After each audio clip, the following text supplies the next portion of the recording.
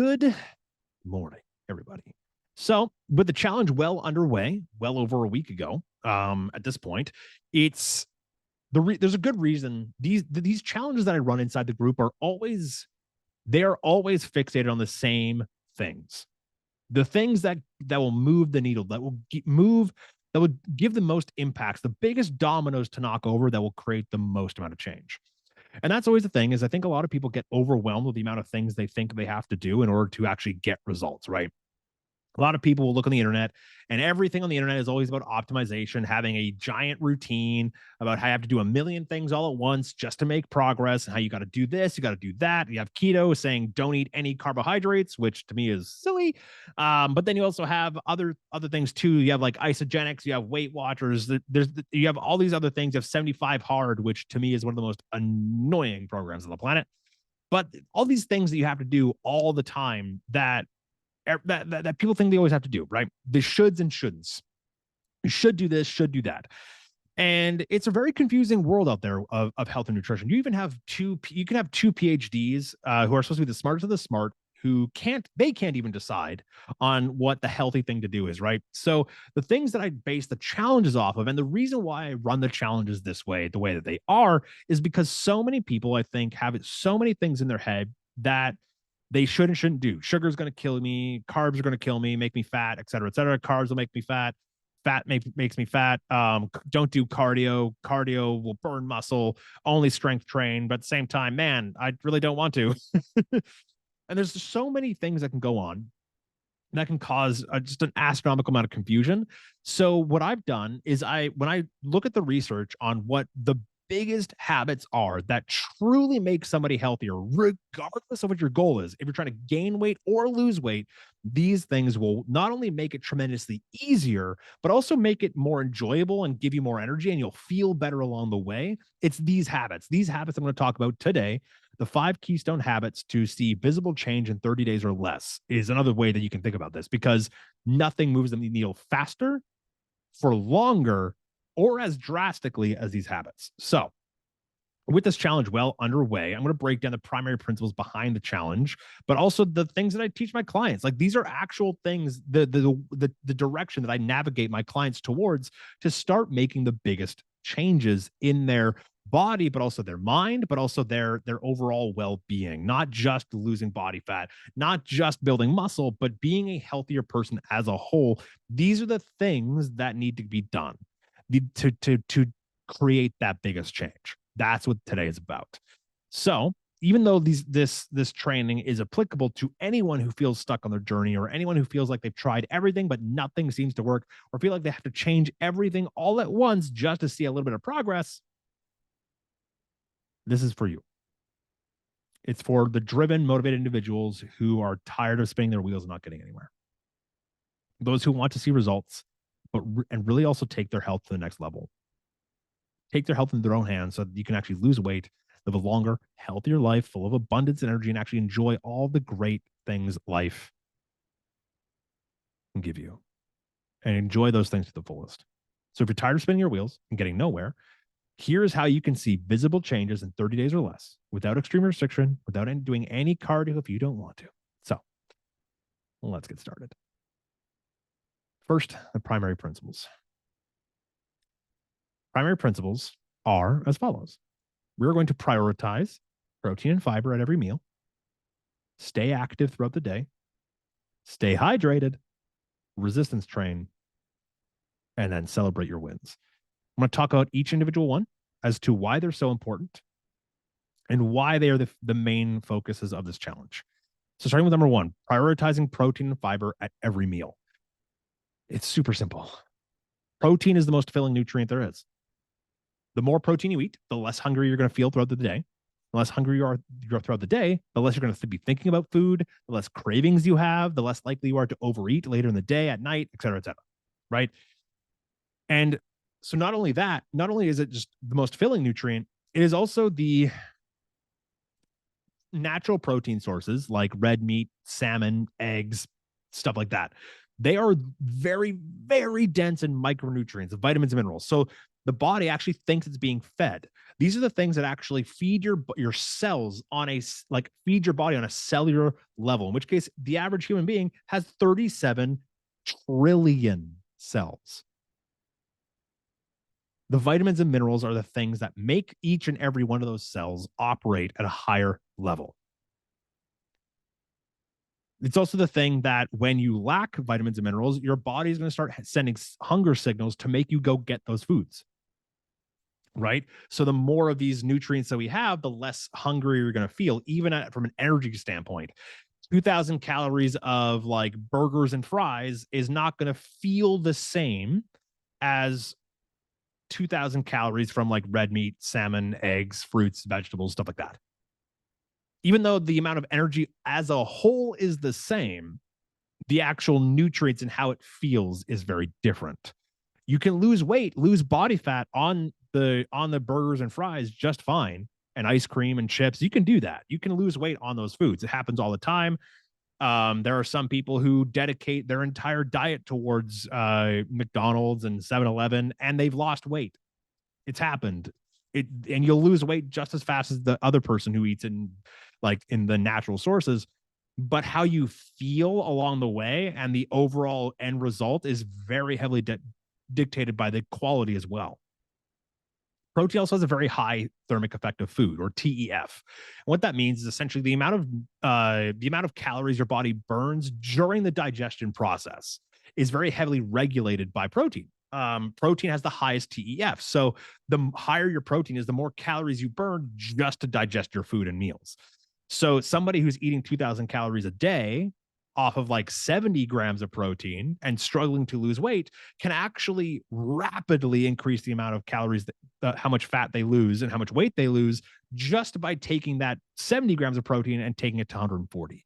Like just doubling that amount of protein can very, very rapidly change your results, because whereas most foods tends to stay around anywhere between that kind of 9 to 15% TEF, protein has 30% TEF. Meaning if you consume 100 grams of or 100 calories of just protein, you're going to burn about 30 calories from that. Whereas other foods, you'll burn maybe 9 to 15-ish calories. So you can actually, even though you're eating the same amount of food, because more of that food, more of those calories are coming from protein, that alone can actually kickstart the fat loss process. Simply because, and also protein is very difficult to convert into fat. Very difficult. Your body does not want to do that. Your body can break down protein into energy to use. It can do that. That's why doing long bouts of cardio can break down muscle tissue to use as more immediate energy rather than fat. But protein is very difficult to turn into fat. So the more calories you get from protein, even if you're overeating, if more of it's coming from protein, less of it comes from fat. Less protein gets converted into fat. So increasing your protein amount is basically beneficial in every sense of the word, in every way. So that's one of the reasons why it's such a big proponent of the challenges, because every sense of the word, every sense of the word when it comes to protein, it's beneficial in every way. And all cells in the body, by the way, again, you have 37 trillion cells in your body, are made up of two things: protein and water. And wouldn't you know it, the challenge focuses on both. There's a good reason for it. Protein is also the thing that's going to help you build muscle, and building muscle speeds up the metabolism. And there's a lot of research coming out now that having more muscle on your body actually is the number one defense of chronic stress, PCOS, insulin resistance, type 2 diabetes, Alzheimer's, so many things, joint pain, joint aches and pains, stuff like that. Like having more muscle is being called the organ of longevity. The more muscle you have, the stronger you are, the longer you're going to live, and the better quality those years are going to be. So get your protein in. Now we're going to talk about fiber. Fiber is the second most filling nutrient that there is. So the more fiber you have, the less you're going to think about food, the less hungry you're going to be throughout the day. And so therefore, the less likely you're going to overeat. This is why fiber and protein are both major focuses of the challenge. Natural fiber sources are also the other most nutrient dense foods. So by focusing on protein and fiber, you're basically, it's a double whammy for getting rid of cravings. Fiber also helps regulate blood sugar and blood pressure. It helps clean up the guts. It's great for gut health. If you have a lot of gut indigestion and digestion problems and intestinal problems, adding more fiber to your day can actually severely increase or decrease those problems. They basically say that research now shows that every 10 grams of fiber that you add to your day, they add to your diet, will actually reduce the risk of all-cause mortality by 10% per 10 grams. So the more fiber, every basically for every gram of fiber you have in your day, the less likely you are to die from natural causes. That's right there should be enough to convince you to add more fiber to your day, more fruits and more vegetables. Think of it like the Mr. Clean for your insides. It goes in, collects literally all of the waste, and then takes it out the other end better. Again, natural sources are jam-packed with micronutrients. And when I talk about cravings, we're talking about cravings. Cravings are really only triggered for two main reasons. Aside from binge eating, which has its own thing, and I talked about that a couple days ago. So I'm not going to dive too much into binge eating today. But cravings mostly ever pop up for two reasons. You're not eating enough, so you're not getting enough energy as a whole, so you're hungry. But then also you're malnourished. You're not getting enough micronutrients. Your body's lacking a micronutrient and tells you to go get it. So by having more protein and more fiber, more natural protein and fiber sources, you're going to have less cravings because you're knocking out both of those boxes. You're not as hungry because they're very filling, and you're getting your body the actual nutrients it needs. So your body has no reasons to ramp up cravings at night, which is when most people have cravings. So, recommendations. When it comes to protein, my recommendation is roughly your goal body weight in grams per day, with about a 12% allowance. And what that does is, because research is very clear that your overall body mass multiplied by 0.72 or more is ideal. Now, that being said, most people are trying to lose weight. So when we're talking about people who are trying to lose weight, it's actually easier to just your goal weight in grams per day. And you're going to basically tick all those boxes. You're going to be very well fed. It is hard. Eating 150 grams of protein is hard from natural sources without supplements. Try it. I promise you, if you try to hit 150 grams of protein per day or more, it is hard to do without supplement. So try it. Do everything in your power to try it without supplementing. Now, that being said, supplements exist to supplement holes in your diet. So if you're struggling to hit 150 grams of protein or your goal weight in protein, then use supplements. It's fine. Like, there's nothing wrong with grabbing a whey protein. There's nothing wrong with it at all. It's not highly processed or anything like that. It's just ground up whey protein. That's it. Or pea protein, whatever it is that you want to do. Use supplements as necessary, not as a crutch, not to rely on it. By the way, the older you are, the higher the demand of protein is, because your body is less efficient at metabolizing protein, at breaking down protein. So it's the older you are and the less calories you're eating, the more your protein demand is going to be. As far as fiber, aim for 30 plus grams per day. I prefer 35, 40 grams plus per day, but I also understand that that's sometimes hard to do. Just make sure you're doing it slowly. Stephanie Fusnick, somebody who's actually been on the podcast before and has been a guest inside this group before. She specializes in like women's hormones and menopause as well. We were just kind of talking, and on the episode, she mentioned that, like, hey, when talking about fiber, when increasing fiber, do it slowly, because she made the mistake of she would typically be around that 25, 30 gram mark per day. And then her now husband cooked a delicious like black bean chicken like soup or stew or something like that. And so she basically had that for breakfast, lunch, and dinner for 3 days straight. And she went from like 25, 30 grams of fiber per day up to like 50.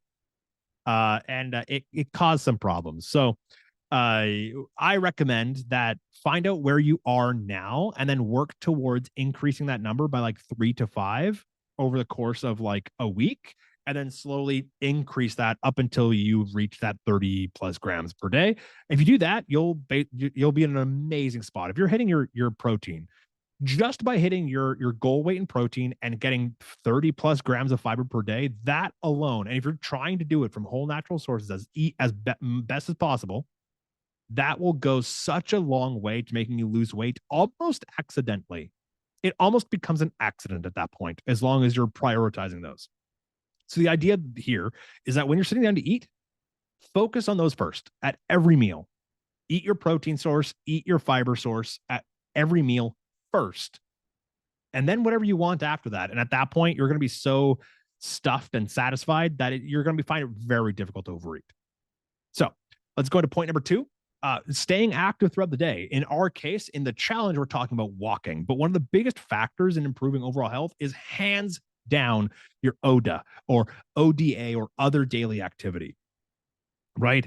And getting it spread out throughout the day is much more impactful than getting it all at once. So right now in week 2, we're talking about 10,000 steps a day. Getting 10,000 steps a day accumulated throughout the day is far more impactful on your health than getting 10K all at once. So just going on one big walk and then calling it quits for the rest of your day is less effective. Now, that being said, that doesn't mean that 10K all at once is bad. Not at all. Far from it. Most people, the average North American, isn't even getting 3,000 steps per day.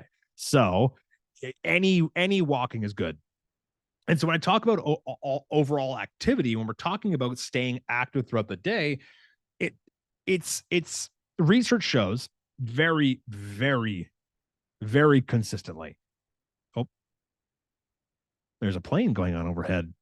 So research shows very, very consistently that anything that as soon as you hit that 7,500 steps mark, you're ticking all the health benefits that walking provides. And they show that at the 7,500 steps a day mark, you are decreasing your risk of all-cause mortality by up to 60%. That is huge. That is massive. Walking is by far the most underrated and underutilized form of exercise there is. And because people think that it's not doing anything. I'm just walking. But it's like, no, walking is actually doing so much for your health. It's insane. I cannot express into words just how impactful walking is. And this is why I prefer walking over cardio every day of the week. Now, I want to make a special note here when we're talking about walking after a meal, because a lot of people, especially in this Facebook group, they have PCOS, they have insulin resistance, they're going through menopause, stuff like that. And here's why walking is so impactful is because post-meal walking in of itself has specific benefits that are really, really beneficial. So number one is like when you walk after a meal, just for 10 minutes, by the way, just walking 10 minutes after a meal improves digestion, reduces bloating, improves overall gut health, improves blood sugar balance, blood pressure. It improves insulin sensitivity better than metformin, which metformin is a drug designed to improve insulin sensitivity. Walking after a meal is even better. It improves brain health and reduces cortisol. And if you've been a part of this group or a part of this ecosystem for any period of time, you know that we live in a society, we live in a culture where chronically high cortisol levels are a problem and they cause a lot of problems. And walking is a super simple, easily accessible, free way of reducing cortisol that takes very, very little time to actually see the improvements of. Now, how does it improve blood sugar? How does it improve insulin sensitivity? It's simple. You're using glycogen to walk, and therefore you're now emptying the stores of your glycogen for your glucose to then get funneled into. So it's just simply recycling it, right? So a lot of the times what happens is when you bring in food, your body breaks it down, spike in blood sugar. The blood sugar spike happens because the blood sugar has nowhere to go, so it stays in your blood. And so most people will eat, they'll sit on the couch and they won't do anything. And so of course they get that after meal crash. Of course they get that food coma, as it's called. But if you get up and go for a walk, what ends up happening is you're using the stored glycogen. And so now your blood sugar has somewhere to go. So now we don't get such an insane response. A lot of people ask me that question, so I was just talk about it. Walking is also what's considered passive cardio. It's essentially it's cardio without thinking about cardio or really feeling like cardio. It also utilizes more fat because it's so low demand that the body can tap into fat stores for energy rather than relying on something else, right? So since more high demand exercise requires more high grade fuel, such as stored carbohydrates, walking is so low demand that it actually breaks down fat for fuel instead, which might mean fewer calories burned overall, but the percentage of those calories burned comes from fat. It's also going to spare muscle because, again, when you're doing excessive cardio, like running on a treadmill for an hour, what ends up happening is your body will actually start to break down muscle because once it runs out of stored glycogen, it then goes, okay, well, I can break down fat is a very insufficient source of energy for high demand exercises like running, right? So by going for a long run, your body goes, okay, well, what can I do instead? Well, hey, look, muscle is very heavy. It's expensive. It takes a lot of energy to maintain.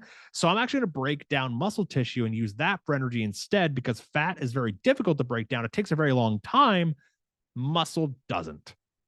So I'm going to do that instead. Right? Walking is still going to burn a ton of calories.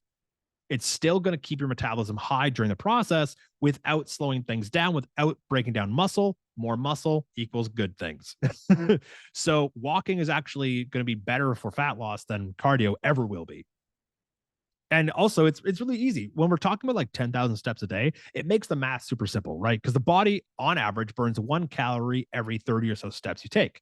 So 10,000 divided by 30 steps, you're looking at roughly between 300 to 350 extra calories burned each day just by hitting that 10,000 step mark, which will then equate to about another pound of fat burned off every 10 days, because we know that 3,500 calories creates a pound of fat, right? So it adds up quickly, and it just by walking more, you're ticking so many boxes, just by making sure you're moving more throughout the day. And this is why walking is the most effective, underrated form of exercise there is. Strength training with resistance training is still king. However, like strength training is still king of any form of exercise for overall health, longevity, improving quality of life, reducing body fat, reducing injuries, speeding the metabolism, and getting lean, like that toned physique. However, walking is basically 1B, right? Strength training, lifting weights, that is basically that is number one. Walking is 1B. Yeah, I mean it's clear that walking more is probably the best thing you could do for your health outside of going to the gym and lifting weights. So how can we walk more? What are some tips that we can do to actually improve the amount of steps that we are taking? Well, number one is be intentional with it, plan for it, schedule it, use it. Right. Things like parking further away, being conscious about how far you're parking away, right? So going to a grocery store, parking in the furthest spots away. One, they're always empty because people are always racing to get as close as possible. So it's not like so it makes it easier to find a parking spot, but it also makes it easier to get your steps in because just by parking further away, you're going to add easily a couple hundred steps to your day just by doing that one tiny little change. Going to a friend's house, going to the mall, parking further away, park further away at a restaurant, because now, like when you go out to eat, go to date night, go to the movie theater, whatever it is that you do when you go out to eat, now it gives you an opportunity to sit down, eat, and then walk, which I've already talked about why walking after a meal is so good for you. Now you're adding those steps after going out to eat. It basically hit two boxes, right? Take stairs instead of the elevator. Like if you live in an apartment building, like I've been living in the same apartment building for probably about close to 6 years now, and I think I've taken the elevator maybe 5 times. Like even after my hernia surgeries, I still took the stairs. It's very rare that I take that I take the elevator. Yeah, when you take phone calls, go for a walk. If you're listening to this right now, put your headphones on, go for a walk while you're listening to this. If you're at your desk all day, like Set a timer every 30 minutes, get up and just take a lap. Not only is that going to get your steps up, but it's also going to improve your productivity because you're taking a break from the work. You're getting all the benefits of walking while at work. And now it gives you an opportunity to actually focus better and actually do better at your job anyway.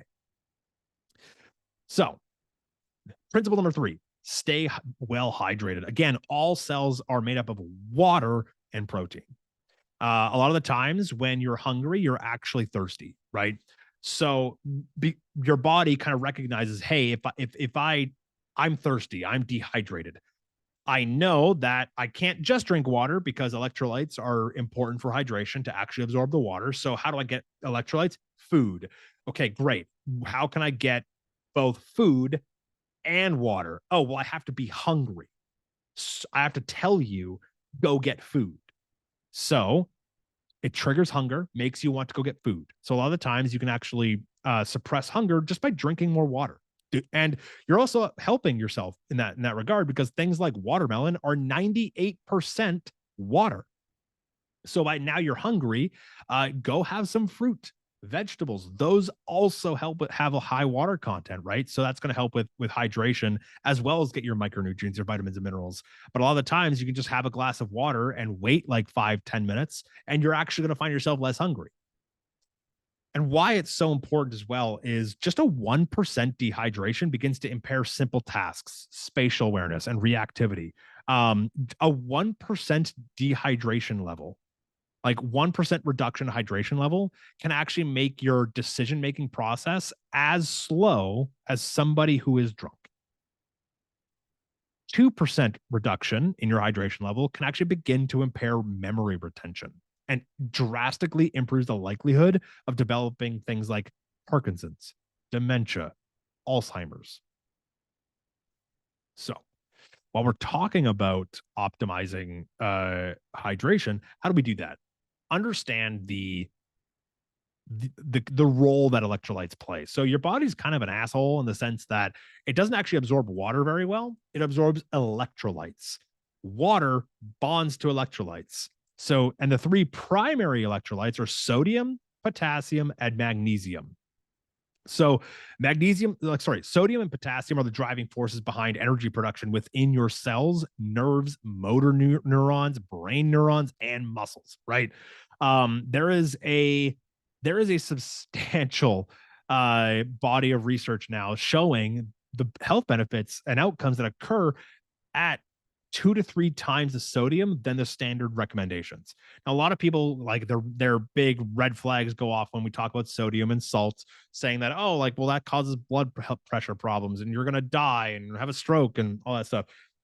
Problem is that all the research that came out to demonize sodium all came out under the, we have to ask the question, is it causation, like correlation or causation? Is salt the cause of heart blood pressure and heart problems, or is it correlated with the lifestyle of having having high sodium and high salt? For example, all the research done that demonized salt were all done on people who eat a standard American diet. What is that? Go to McDonald's, salty burger, salty fries, salty nuggets, and they wash it down with a milkshake or a Diet Coke. Neither of those are water. None of those have water or any other nutrients to go along with it. So is it the salt that's being the problem? Or is it the fact that they're eating a terrible diet with 0 nutrients? That's where the problem actually occurs, because when they actually correct for that, the research that then came out later on a healthy diet with high sodium, none of those problems ever came up. So what happened? Right? So now we have to ask ourselves that question: is it correlation or is it causation? And that's the part that we have to talk about, because sodium is such a powerful nutrient. Remember, back in the day, like in ancient times, entire wars were fought over sodium, over salt. They knew, right? And so, but here's the thing: none of that food was water. So, water directly counteracts blood pressure problems. You want to have high blood pressure? Don't drink water. Your blood pressure will go through the roof, I promise. Right? But then they also say that high sodium causes blood pressure. So which is it? It's both. You need both. Potassium is also the counter-regulatory nutrient to sodium. So when you have high salt or high sodium foods, you need to also have water and you need to also have potassium. And that's how you get the best bang for your buck of all three nutrients. So it has sodium. Obviously, table salts. I prefer iodized table salts, not the pink Himalayan sea salt. Iodine, really good for your thyroid. Very important for your thyroid. So for sodium, salmon, red meat, any seafood, iodized table salt. Potassium, bananas, potatoes, sweet potatoes, yams, spinach, avocados. Magnesium, which by the way is responsible for more than 800 different functions in your body, 500 of which can't even begin without the presence of magnesium. Very important. Magnesium is also one of the few nutrients that affects every single cell in your body. Again, 37 trillion of them. Magnesium is important. Nuts, seeds, leafy greens, avocado, bananas, fish, right? So, yeah, I mean,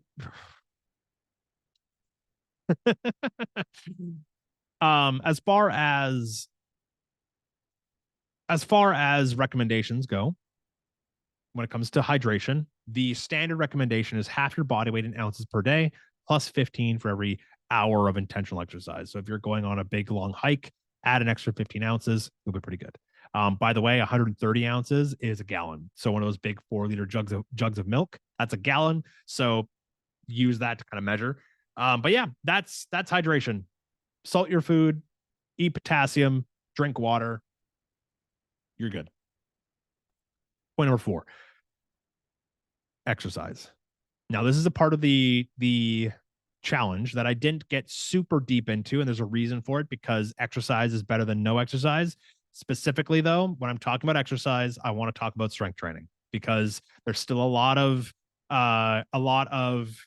mitigation. There's still a lot of trepidation. There's still a lot of hesitation to pick up proper resistance training.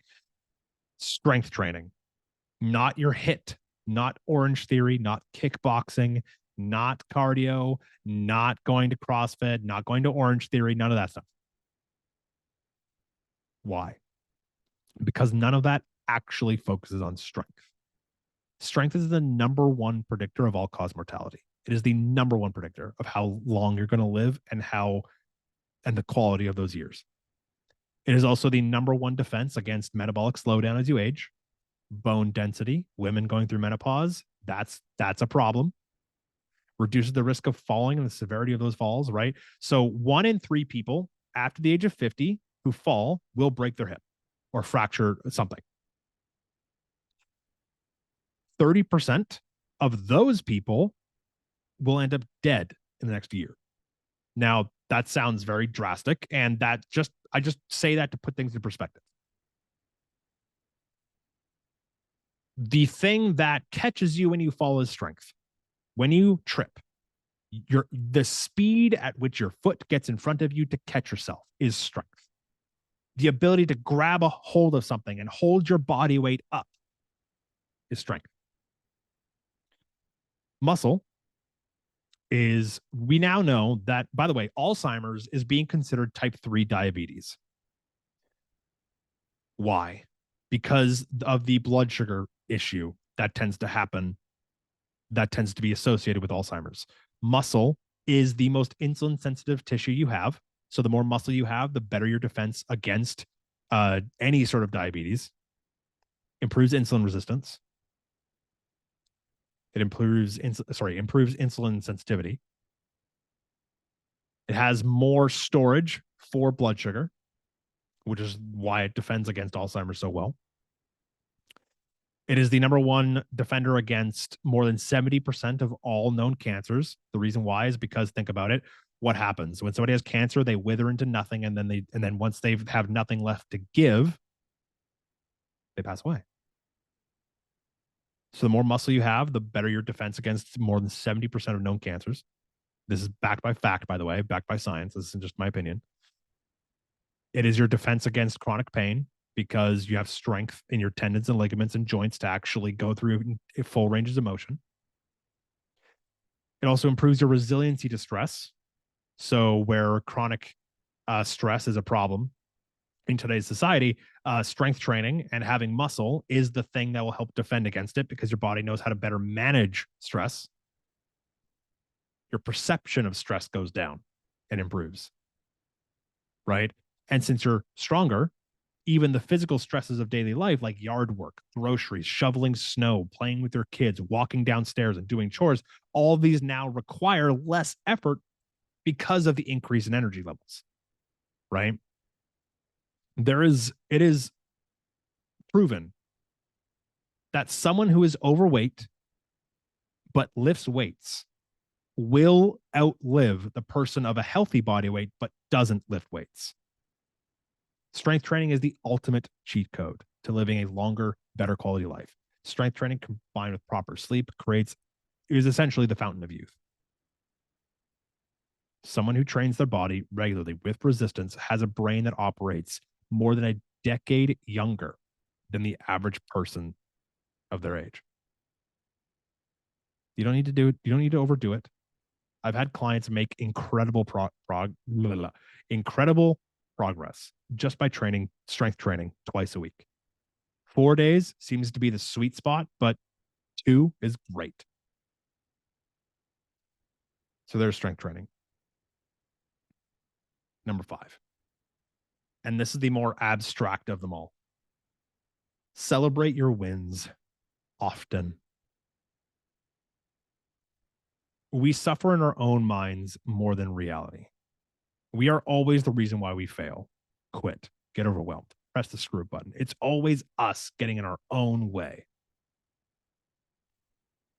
The stories that we tell ourselves about the world around us often leads us to false conclusions. Here's what I mean. I talked about this yesterday when I talked about the ants, right? That we often will find things that are not true, but make them true in our own minds to justify and to rationalize our decisions. Like how many times you've been stressing out about something, but when it was over, you realize it wasn't that bad. This is because humans by design are meant to focus on the negative. We are meant to look for things and speculate and get creative on the negative possibilities about the world around us. However, this can be trained. We can actually train our brain, train our mind to focus more on the positive. I hate the expression just be more positive. Why are you always so negative all the time? Just be more positive. Like, thank you for being the most unhelpful person in the room. Right? They think they're being smart. They're dumb. You can actually train your brain to be more positive. You can actually train yourself to be more positive by default. Here's how we do that. I have a few tricks to start rewiring our brain to focus more on positive. Number 1 is I need you to sit down and write down 10 things that you like about yourself. And a lot of times this alone stumps people. But 10 things that you like about yourself. And then I want you to look back each and every day and label the wins of each day. Whether it's 3 to 5, usually a good sweet spot to start the process. But it could be something as simple as like, I cleaned the kitchen today. My kitchen's now clean. That's a win. In the moment, it might have felt like a chore, but I have a clean kitchen. It's like, that's a win. Did you hit your protein target? Awesome. There you go. Did you get your fruits and vegetables in? Amazing. That's a win. Did you do what you told yourself you would do? That's also a win. Did you help an old lady across the street? That's a win. Maybe you only did have 2 Oreos and not the whole box. That's a huge win. Maybe you did have 2 Oreos and you didn't feel guilty about it. Also a win. At the end of the day, you woke up. That's the biggest win of all. And the third thing you can do to get in a better state of mind and actually focus on more positivity is practice gratitude. It is impossible to come from a place of negativity, to be in a negative state of mind when you're coming from a place of gratitude.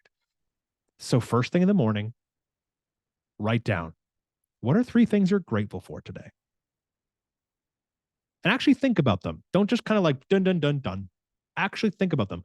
What am I grateful for and why am I grateful for them to be in my life?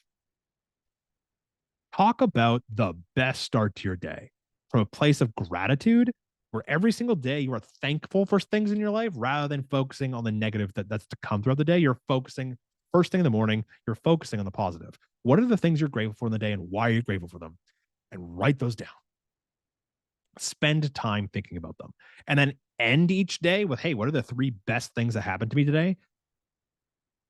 Starting each day and ending each day on the most positive notes possible, that's how you start to rewire your brain to focus more on negative things because we are already wired to fixate on the negative. Because if you walk, because 10,000 years ago, you're walking through the woods with your people, where you're going out to hunt for food, and there's a movement in that bush, and if you don't treat it like there's a tiger in that bush, and there happens to be a tiger there, you're dead, right? So our brain evolved to fixate on the negative. But in the modern world, that doesn't really serve us very well. So this is how we start to change that. First thing in the morning, what are three things you're grateful for? Last thing before bed, what are your three biggest wins for the day? Do that each and every day.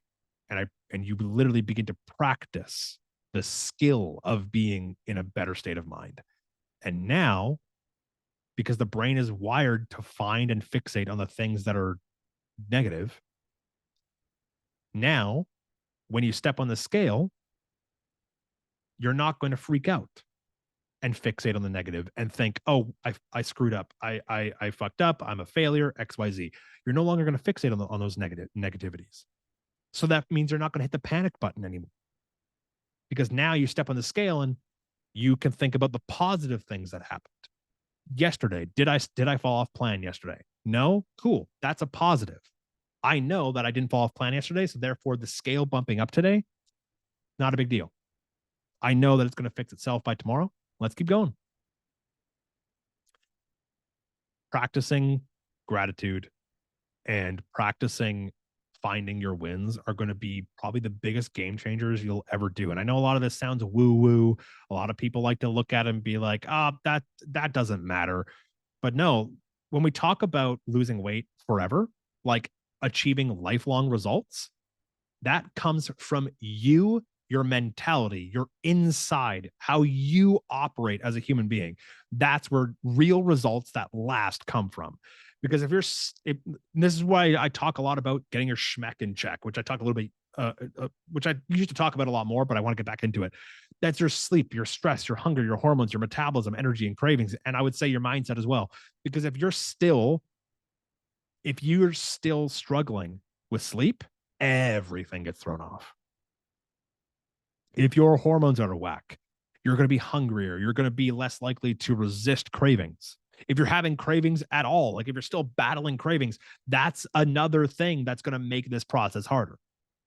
If you're always hungry all the time, if you have no energy, if you're always stressed about something, then it doesn't matter what plan it is. It doesn't matter. Everything else that I just talked about today, your protein, your fiber, your steps, your strength training, your hydration, none of that is going to make a big difference if the mindset going in sucks. Because if you're still going into it thinking I need to lose weight each and every day in a straight line, and if it bumps up even a single pound, I'm going to hit the screw up button.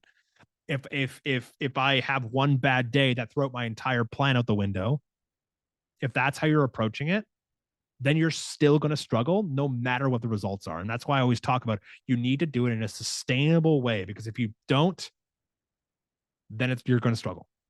Because if the methods are unsustainable, then so are the results. And that all comes from your mindset, from focusing off of the negative shit that you'll find everywhere, because there's always stuff you can find. You'll always be able to find the negative, always. Or you can start to practice finding the good.